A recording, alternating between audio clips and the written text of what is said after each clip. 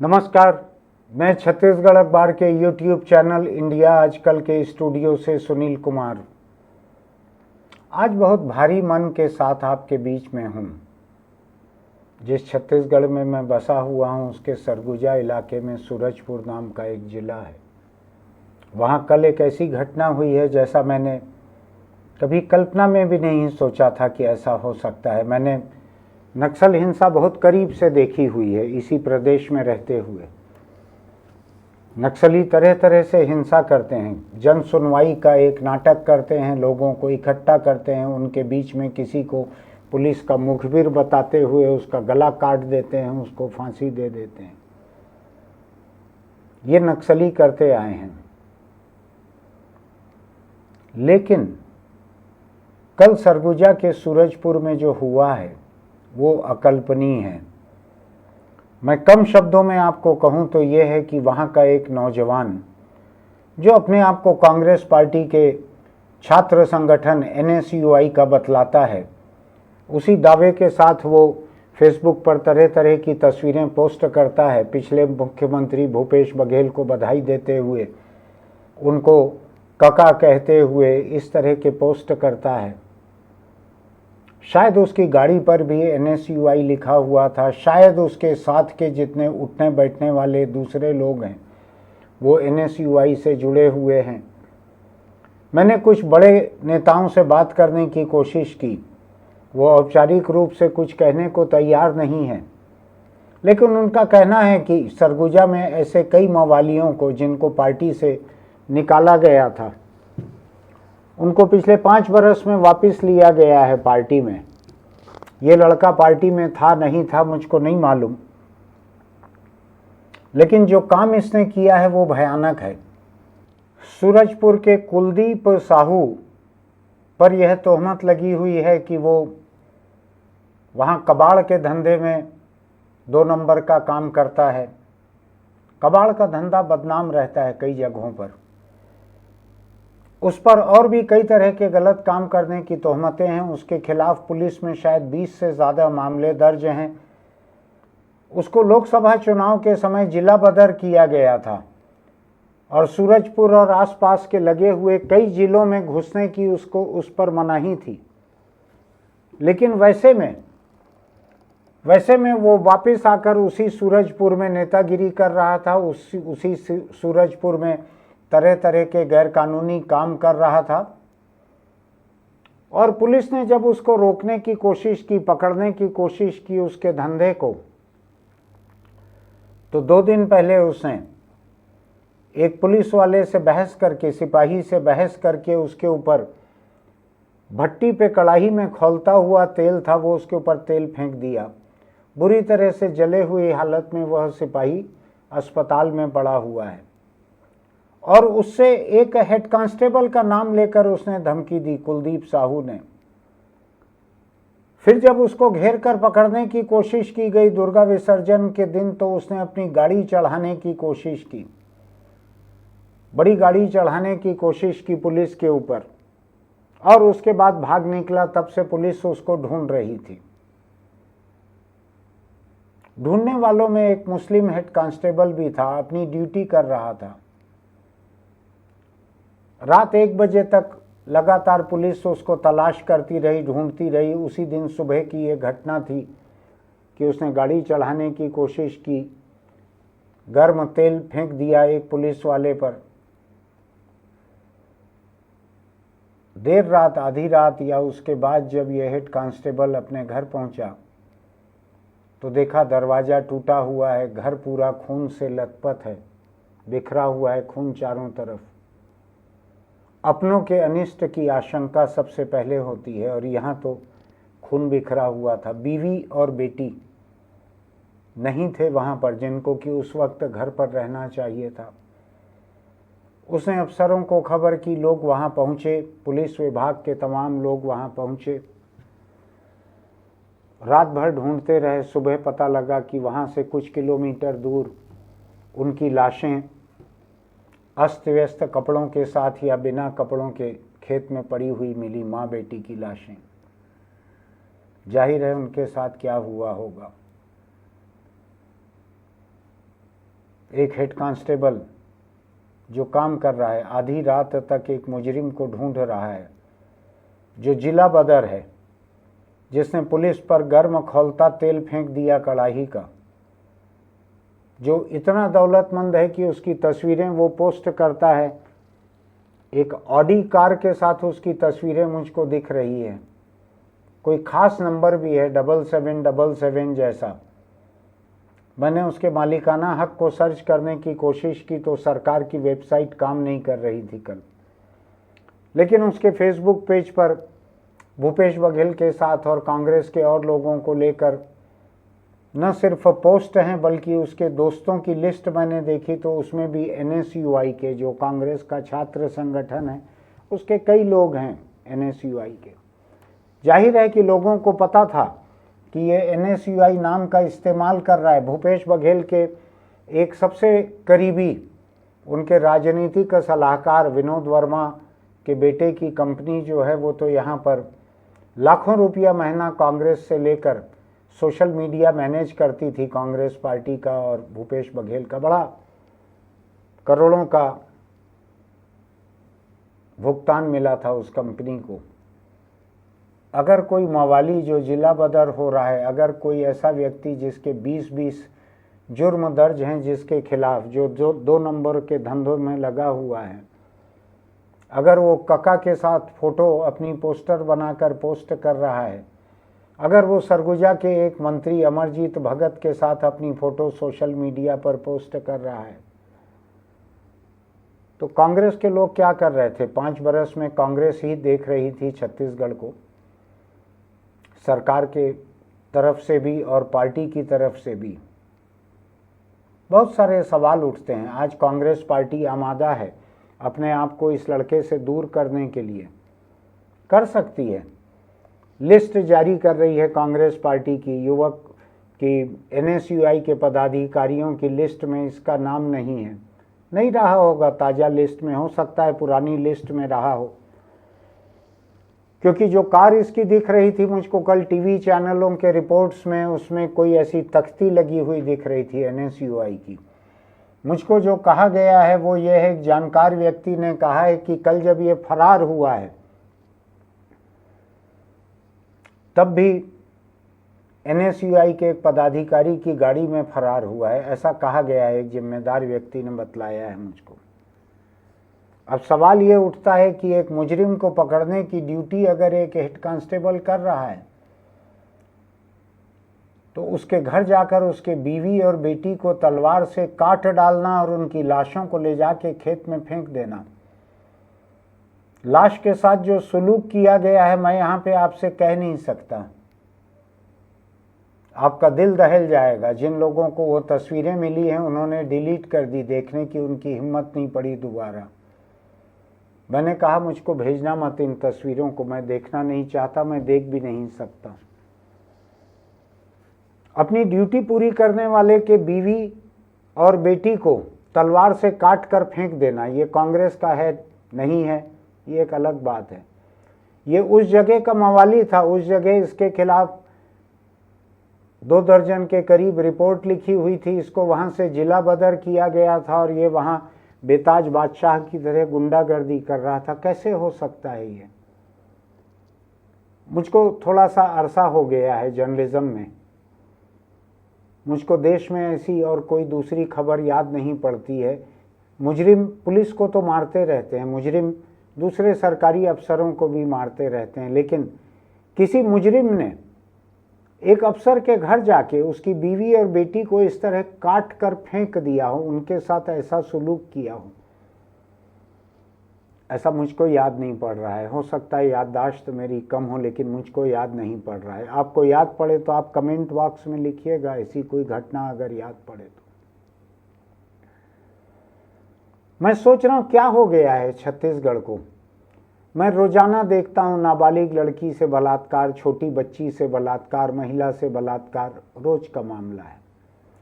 नाबालिग लड़के बलात्कार कर रहे हैं, गैंग रेप कर रहे हैं, नाबालिग लड़के हत्या कर रहे हैं, नाबालिग लड़के लूट कर रहे हैं, ये भी रोज की बात हो गई है। परिवार के भीतर एक दूसरे को मार डाल रहे हैं लोग, नशा करके, तरह तरह का नशा करके। ये भी रोज की बात हो गई है। लेकिन मैं इस छत्तीसगढ़ को देख रहा हूं, यहाँ बलौदाबाजार जिला है, भाटापारा बलौदाबाजार जिला, वहां पर एक सतनामी समाज का एक बड़ा आंदोलन हुआ और उस आंदोलन के दौरान ही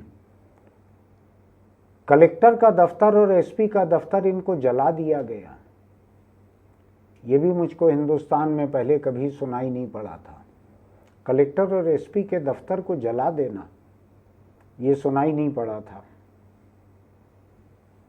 इसके बाद इसी तरह की घटना प्रदेश के गृह मंत्री हैं, जो उप मुख्यमंत्री भी हैं, विजय शर्मा, उनका गृह जिला है कवर्धा।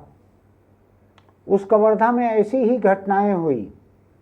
एक कहीं किसी ने खुदकुशी कर ली, गांव वालों को किसी पे शक था, उसके घर को घेर कर उसको जलाकर जिंदा मार डाला।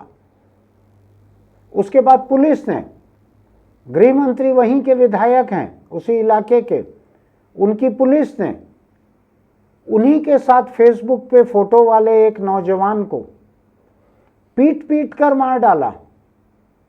और आईजी ने अखबारों को बयान दिया था कि उसके बदन पर जब जेल भेजा गया तो चोट के कोई निशान नहीं थे, और पूरा बदन देखते नहीं बनता है। भूपेश बघेल ने तस्वीरें जारी की थी। इतना मारा गया, इतना मारा गया, मार मार कर मार डाला गया, पुलिस ने मार डाला। ये गृह मंत्री के अपने चुनाव क्षेत्र, अपने गृह जिले में ये हुआ। उनके अपने पहचान का लड़का था जिसके बारे में उन्होंने बयान दिया, मैंने सुना था, कहा कि ये मेरा अपना परिवार है, ये मेरे अपने लोग हैं। ये उनके शब्द थे, ये मेरे अपने लोग हैं। ये कैसे मेरे अपने होते हैं जिनको आपका विभाग, आपकी पुलिस पीट पीट कर मार डालती है? क्या हो रहा है ये? कहीं बलौदाबाजार में, कहीं कवर्धा में, कहीं किसी और जगह 4-4 लोगों को, 5-5 लोगों को टोनही कह के, जादू टोने के शक में मार डाला जा रहा है। चाकूबाजी इस तरह से हो रही है, मुझको लगता है कि लोग घर में सब्जी कम काट रहे हैं, सड़कों पे अतड़ियां ज्यादा काट रहे हैं।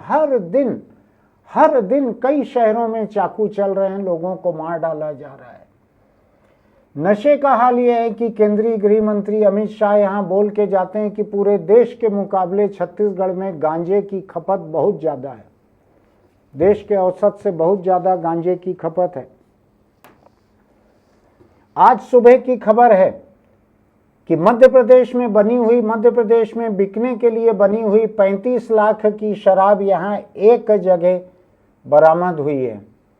ये दारू और है जो दूसरे प्रदेशों से आती है और बिकती है यहाँ पे।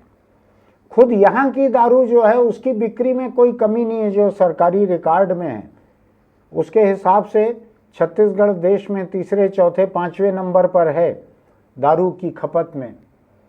यहाँ पर लोगों का कहना है कि गैर कानूनी दारू भी बनती है और धड़ल्ले से चल रही है चारों तरफ। मैं नहीं जानता, मेरे पास कोई सबूत नहीं है।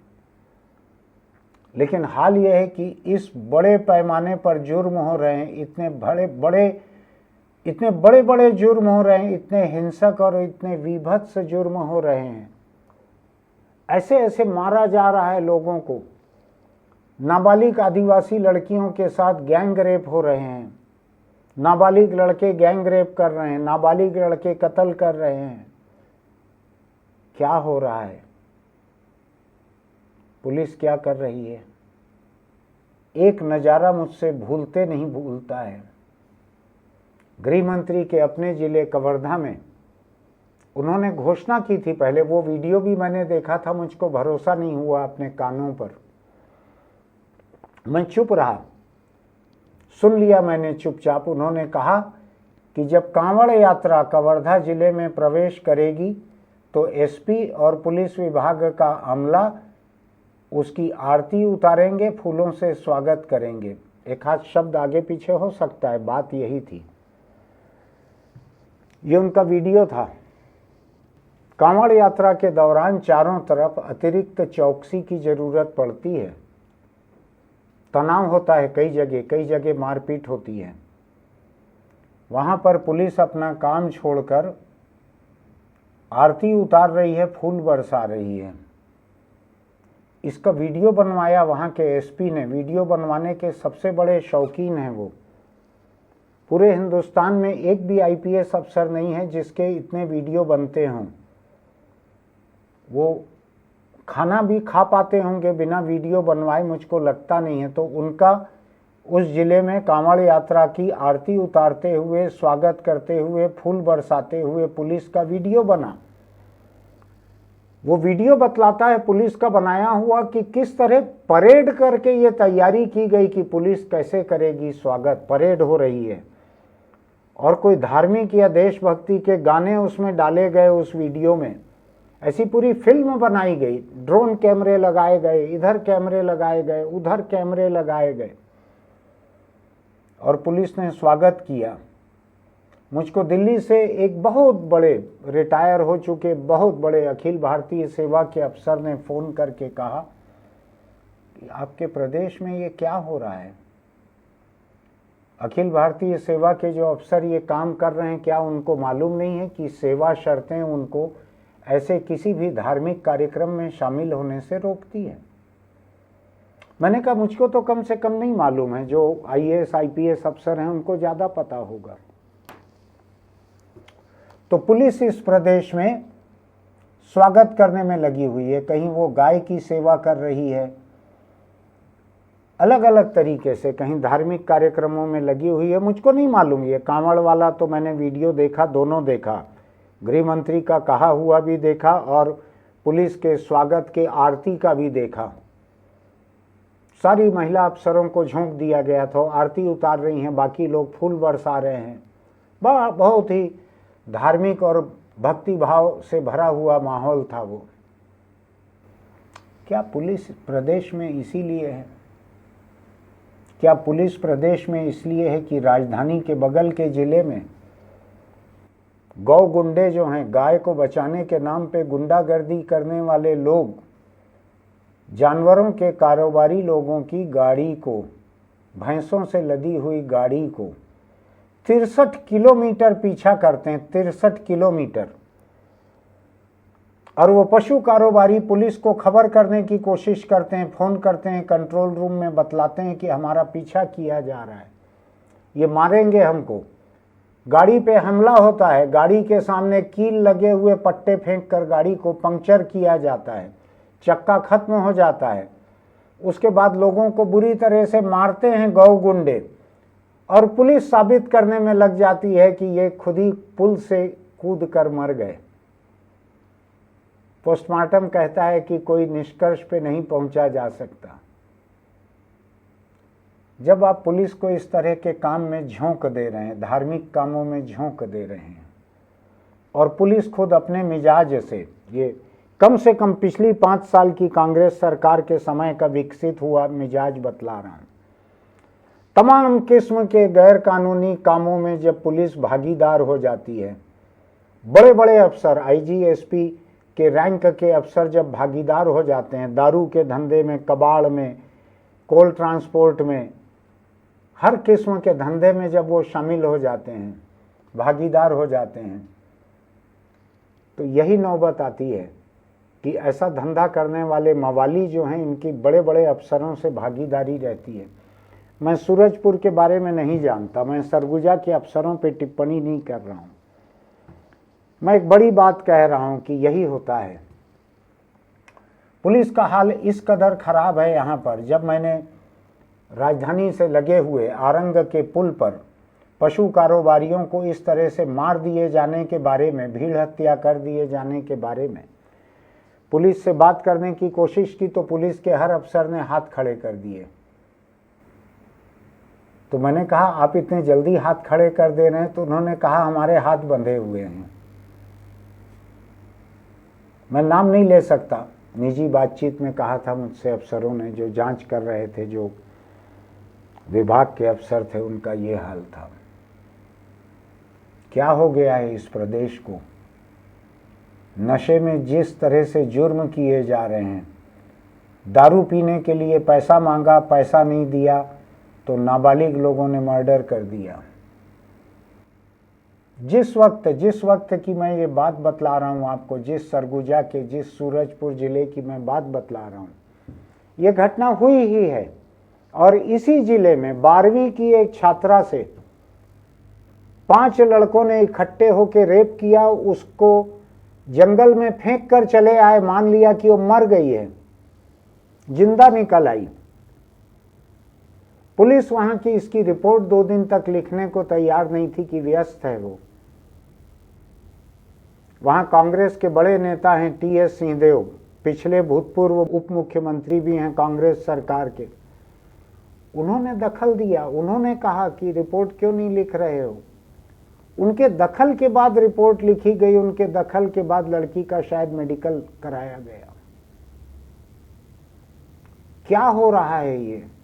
मैं आज की खबर आपको बतलाता हूं। छत्तीसगढ़ के अलग अलग कई जिलों की खबरें हैं कि वहां पर रेत की अवैध खुदाई चल रही है। रेत की खुदाई पे रोक लगी हुई है अभी सरकार की तरफ से। बारिश के बाद के इन महीनों में रेत की खुदाई नहीं होती है नदी में। यहां 12 महीने पिछली सरकार के समय से चले आ रहा है। 12 महीने जो जिसको रेत का ठेका मिला है उसको नहीं खोदने दिया जाता, और जिसको ठेका नहीं मिला है वो खोद के बेच रहा है। प्रदेश के बाहर जा रहा है, यूपी जा रहा है, बिहार जा रहा है, महाराष्ट्र जा रहा है, यहाँ का बालू सब जगह जा रहा है। इतना संगठित अपराध हो गया है ये कि सत्ता और मुजरिम भागीदार हो गए हैं। आपको बतलाता हूं आज सुबह की एक खबर। एक जगह तहसील में जाके गांव के लोगों ने तहसील को घेर लिया, तहसीलदार को लिख कर दिया आवेदन कि हमारे गांव से रेत की अवैध खुदाई बंद करवाई जाए। क्या हो रहा है ये? किस तरह के जुर्म नहीं हो रहे हैं यहां पर?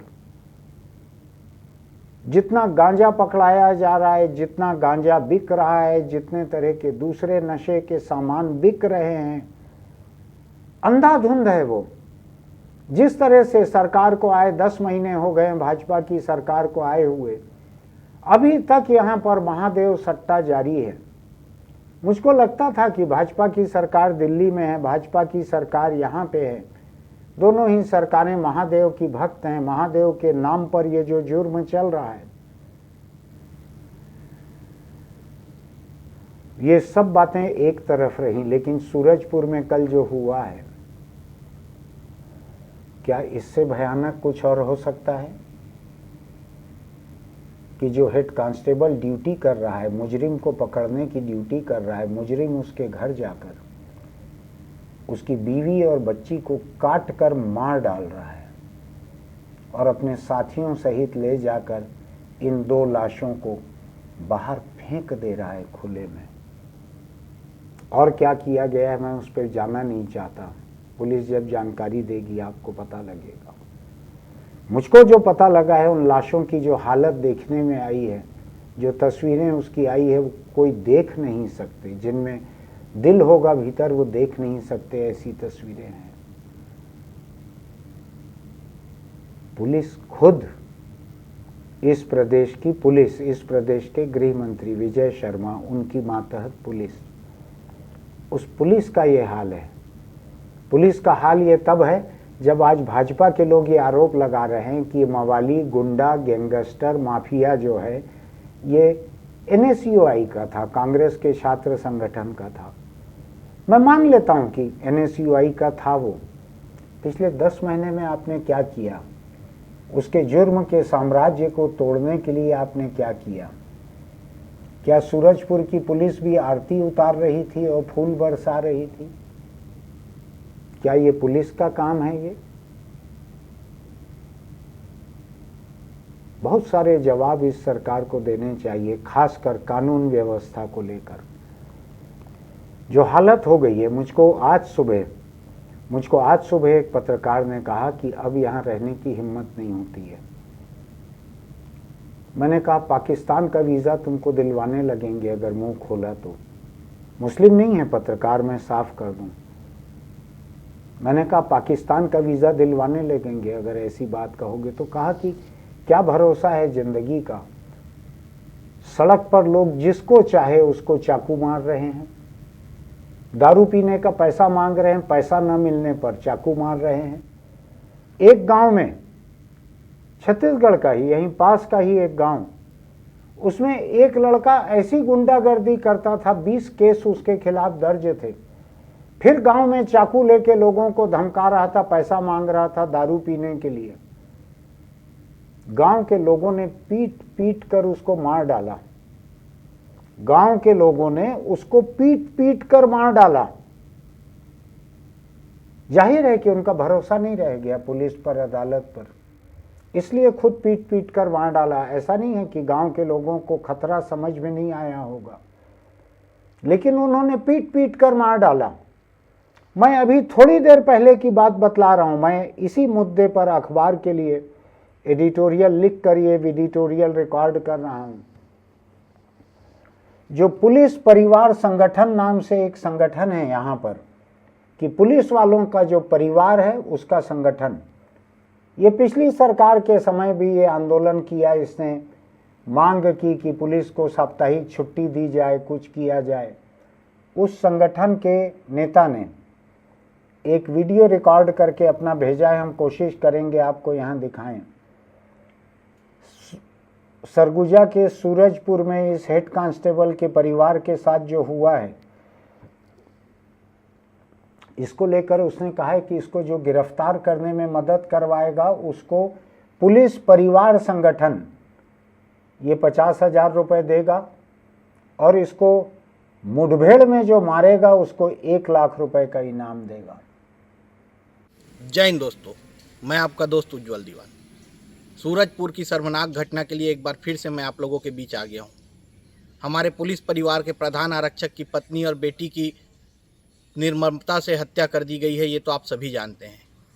अब उनको न्याय दिलाने का समय आ गया है, और इसके लिए जो आरोपी है, जो अपराधी हैं, उन्हें पकड़ने वाले के लिए 50,000 रुपये नगद का, और अगर उनका इनकाउंटर किया जाता है तो 1 लाख रुपये नगद का मैं संयुक्त पुलिस परिवार का संयोजक होने के नाते घोषणा करता हूं अभी से।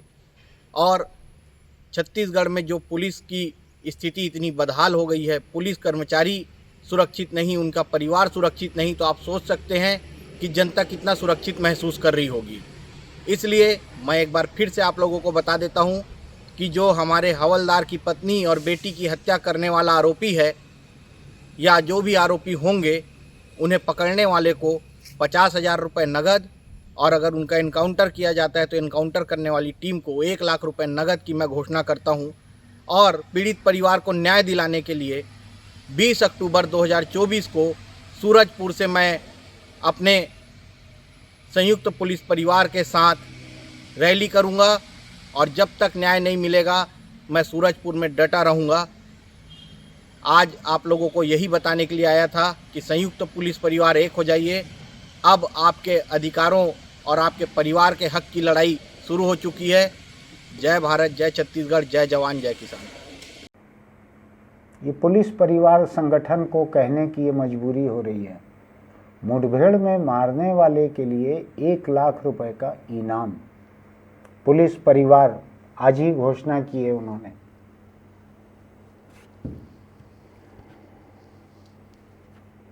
ये नौबत आ गई है कि एक पुलिस के परिवार के हत्यारे को पकड़ने के लिए और मारने के लिए पुलिस परिवार घोषणा कर रहे हैं इनाम की।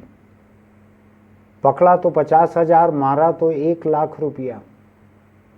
बहुत संपन्न संगठन नहीं है, इसमें छोटे कर्मचारियों का संगठन है। ये कर्मचारियों का भी नहीं है, उनके परिवारों का संगठन है। ये क्या हो रहा है? ये आप पुलिस को किस काम में झोंक के रखे हो? पुलिस को कौन से गैर पुलिसिंग के काम में आप झोंक के रखे हो? जब आप पुलिस को कुछ खास मुजरिमों के खिलाफ कार्रवाई करने से रोकते हो, तो पुलिस खुद भी अपने पसंदीदा मुजरिम छांट लेती है, जिससे उसको फायदा होता है। उनके खिलाफ वो काम नहीं करती, वो अपना फायदा निकाल लेती है जब भी आप उसको ईमानदारी से काम करने से रोकते हो। तो यह हमने बहुत बड़े पैमाने पे देखा। एक औद्योगिक जिले में एक एसपी गए, मारपीट वगैरह के लिए कुख्यात एसपी थे, उनको वहां भेजा गया। पिछली सरकार की बात बतला रहा हूं मैं, इस सरकार की नहीं है। वहाँ जाते ही उन्होंने पहला काम ये किया कि जितने किस्म के संगठित जुर्म उस जगह चल रहे थे, कबाड़ का, कोयला चोरी का, ट्रांसपोर्टेशन का, जितने तरह के माफिया चल रहे थे, बाहर से अपने लोगों को लाके एक एक माफिया का इंचार्ज बना दिया, उनका महीना बांध दिया कि इतना इतना रुपया, करोड़ों रुपया महीना, करोड़ों रुपए महीने की कमाई का इंतजाम एक एसपी ने कर लिया औपचारिक रूप से कि कबाड़ का काम ये देखेगा, कोयले का काम ये देखेगा, कोयला चोरी ये देखेगा, डीजल चोरी ये देखेगा। मुझको लगता है कि उन्होंने कत्ल वगैरह का सुपारी उठाने का भी ठेका दे दिया होगा किसी को। जब कभी भी आप पुलिस से कोई नाजायज काम करवाएंगे, एक सत्ता, जब भी नेता सत्ता ये पुलिस से एक नाजायज काम करवाएंगे, पुलिस 4 नाजायज काम उसके आड़ में अपने खुद करने लगेगी। ये मैं लंबे समय से देखते आ रहा हूं, केवल पिछले 5 साल का अभी का नहीं है, लंबे समय की बात बता रहा हूं। आज मन मेरा एकदम खून के आंसू रो रहा है।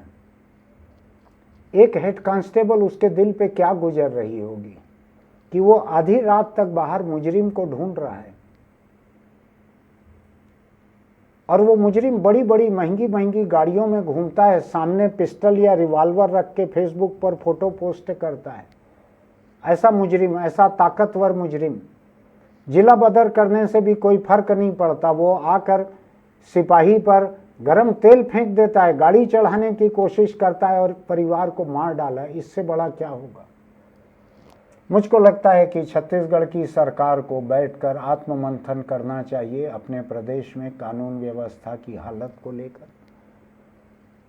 जनता की हिफाजत को लेकर और पुलिस की हिफाजत को लेकर भी।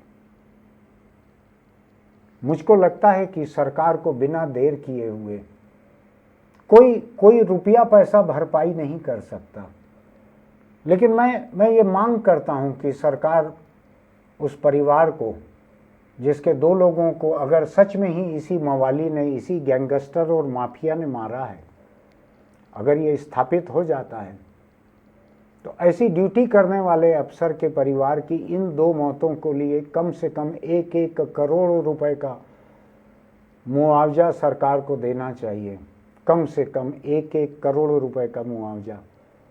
अब मुझको लगता है कि प्रदेश के गृह मंत्री और प्रदेश के जो बड़े बड़े पुलिस के अफसर हैं, इन लोगों को इस 1 करोड़ रुपए को जुटाने में अपनी भी तनख्वाह देनी चाहिए, अपनी भी तनख्वाह इनको देनी चाहिए, जनता के पैसों से नहीं देना चाहिए इसको, अफसरों को देना चाहिए ये पैसा, गृह मंत्री को देना चाहिए ये पैसा। इतने ताकतवर गृह मंत्री के रहते हुए मैं गृह मंत्री के ऊपर किसी का नाम नहीं ले रहा हूं, क्योंकि मुख्य गृह मंत्री खुद ही इतने ताकतवर गृह मंत्री हैं, लेकिन पूरी सरकार को बैठकर विचार करना चाहिए प्रदेश में कानून व्यवस्था का क्या हाल है। मैं अपनी बात बतलाता हूं आपको। मैं शाम को, रात को किसी बगीचे में घूमने जाता था, वहां कुछ लोग सिगरेट पीते बैठते थे तो उनको रोकता टोकता था, कुछ लोग दारू पीते रहते थे तो 112 में फोन करके पुलिस को बुला के गिरफ्तार करवाता था। उस दौरान जिन दोस्तों से टेलीफोन पे बात करते रहता था वो मुझको लगातार रोकते थे इस बात से, लगातार रोकते थे इस बात से। पिछले कुछ महीनों से मैंने बंद कर दिया, मेरी हिम्मत नहीं पड़ी, जितनी चाकूबाजी मैं देख रहा हूँ मेरी हिम्मत टूट गई है। अब मैं अपने आप को बहुत हौसलेमंद मानता था, 5-10 लोग भी अगर दारू पी रहे हैं तो मैं अकेले खड़े होकर विरोध करता था, अकेले पुलिस बुलाता था, पुलिस की गाड़ी आने तक रुकता था, बतलाता था पुलिस को ये लोग हैं।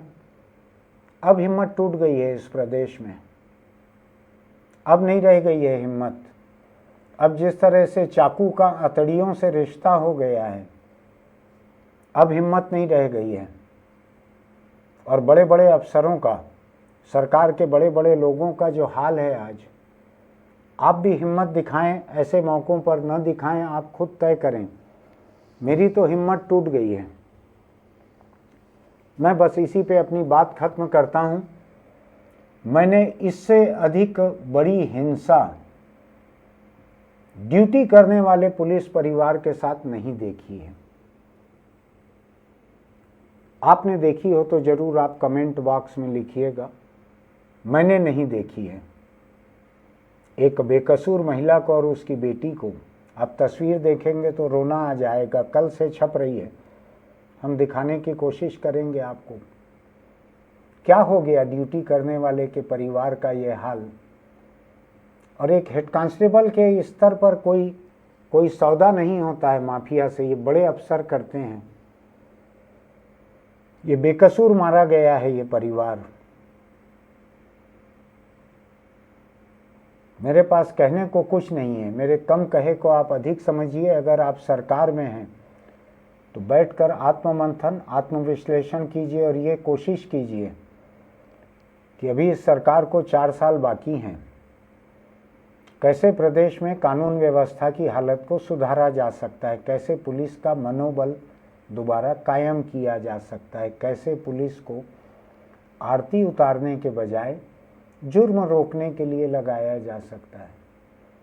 मेरा किसी धर्म से विरोध नहीं है, मेरे घर में रोज आरती होती है। जो मानते हैं मेरे घर में ईश्वर को वो रोज आरती करते हैं। मेरा नास्तिक होना मेरे परिवार को नहीं रोकता, लेकिन वर्दी में जो पुलिस है उसका काम कुछ और है। आज आपने कांवड़ियों की आरती उतारने उनको झोंक दिया, कल मुहर्रम का जुलूस निकलेगा, क्या करेंगे ये पुलिस वाले, क्या ड्यूटी लगाएंगे आप इनकी, कल्पना कर सकते हैं क्या ड्यूटी लगाएंगे आप। बैसाखी पर सिखों का जुलूस निकलेगा, क्या ये पुलिस आपकी तलवार लेकर चलेगी सामने, क्या करवाएंगे पुलिस से।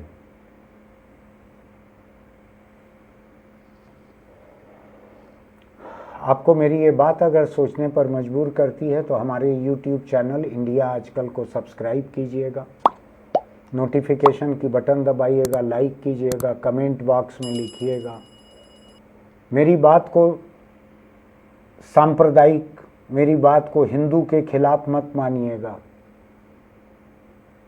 मैं लोकतंत्र के हित में बात करना चाहता हूँ। मैं छत्तीसगढ़ प्रदेश के अमन चैन की बात करना चाहता हूँ। सरकारें 5-5 साल में आती जाती रहती हैं। मैंने अपनी अखबार नवीसी में 10 से ज़्यादा सरकारें देख ली हैं, मध्य प्रदेश के समय की और छत्तीसगढ़ की। मेरा कोई खास लगाव किसी सरकार से नहीं है।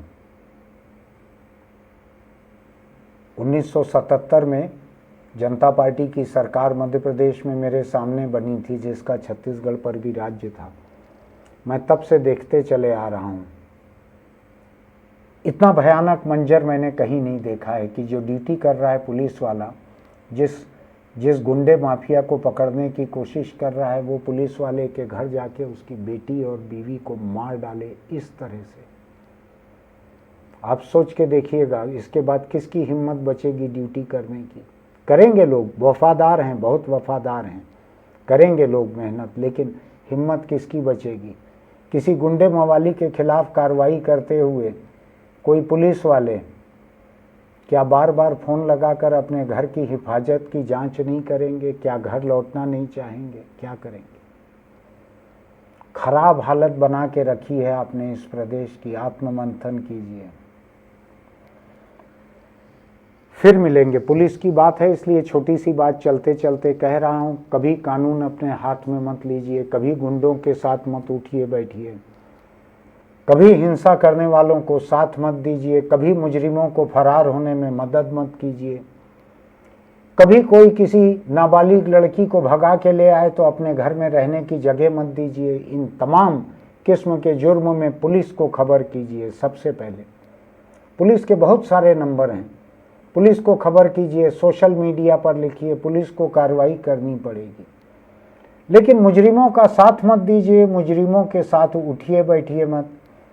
आप भी जेल जाएंगे, आपका परिवार जो है वो भी दुखी रहेगा।